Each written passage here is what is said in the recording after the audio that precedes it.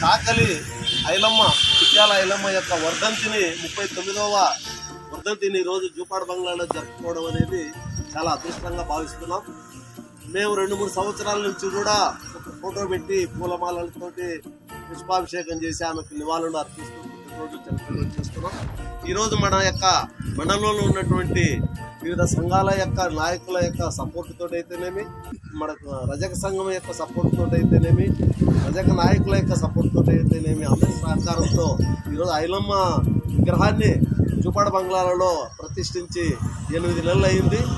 ఈ సందర్భంగా మనం వర్ధంతి జరుపుకోవడం, మొట్టమొదటి వర్ధంతి జరుపుకోవడం చాలా సంతోషం. రేపు 26వ తేదీ జయంతి కూడా జరుగుతుంది, పుట్టినరోజు పండుగ కూడా జరుగుతుంది. కాబట్టి ఇదే నెలలో సెప్టెంబర్ నెలలోనే 2 వర్ధంతి జయంతి కార్యక్రమాలు ఉన్నాయి. కాబట్టి మనం అందరం కూడా ఆమె యొక్క